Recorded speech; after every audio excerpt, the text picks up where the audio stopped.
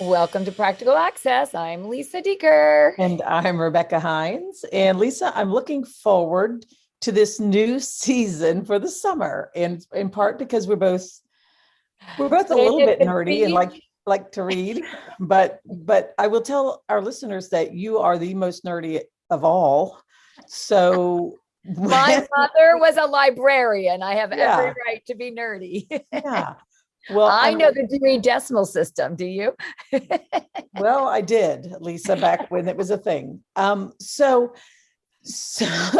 this season we will be featuring different readings, but I'm really trying to reel her in and keep us with some short practical things. But I'm looking forward to our first article of the summer. It's light and breezy, I think. Lisa, what are we reading?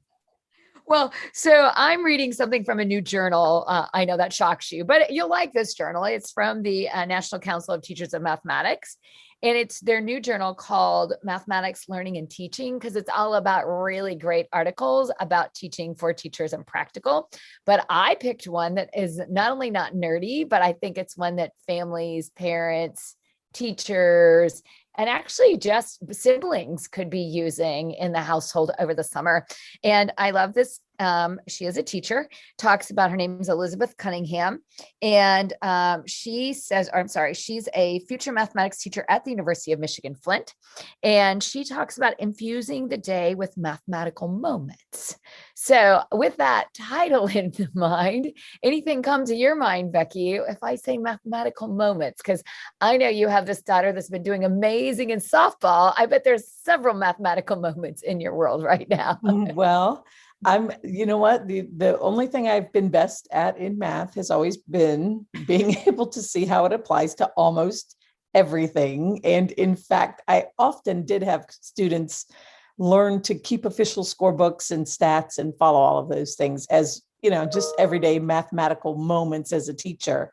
And even, certainly infused in our lives as sports family, lots of mathematical moments. But what about the article, Lisa? What kind of things are in the Yes, article? she does a great job of talking about, when you're reading books, like what page will come next after page 20. Have you ever thought about, I love the example she gives where she writes a number on the board every day, but never tells the kid it's the month, the day, and the year.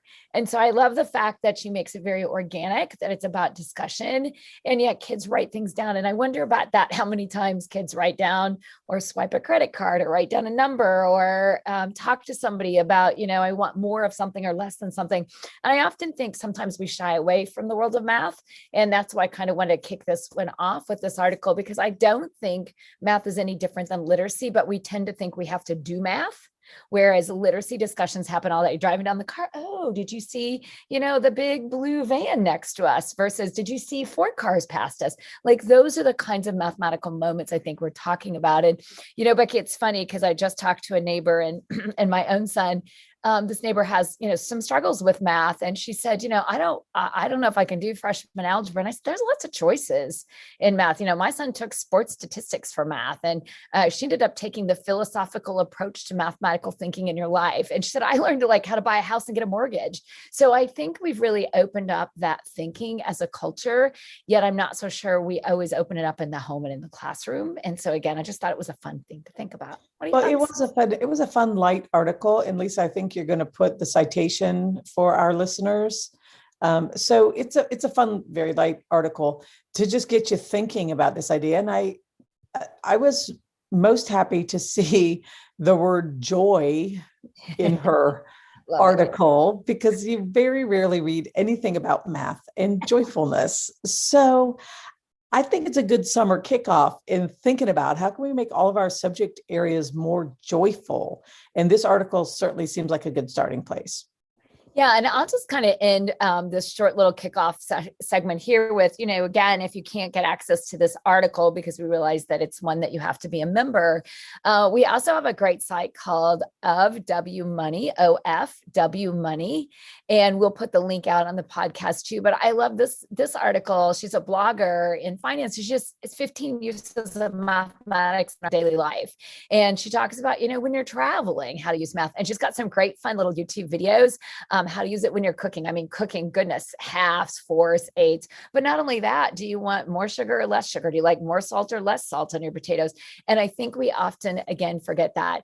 She talks a lot about gardening. I do not have that skill set because I tend to drown plants, but maybe I need to watch that. But even in the arts, in banking, again, I don't think we go to the bank anymore, but you do stick a card in a machine all the time and saying, look, that took less than $20 out. That was $19.18. So again, when you go to a party, having kids count, again, she just does a great job. So again, if you're looking for something as teachers or as parents, I just think we've got to stop making math formal and scary and make it fun and joyful. And I think this is a good time to get back to that. Again, if you're a parent of a child of any age or ability, it's a good chance to just start, raising our own awareness of math around us and making it feel better so that kids are ready and receptive when they get to school in the fall, whether it's your students or your own children. And I will just, my closing thought is it does not surprise me that my dear friend Lisa Dieker, overachiever that she is, drowns plants, because I am sure you feel the need to tend to them more than necessary.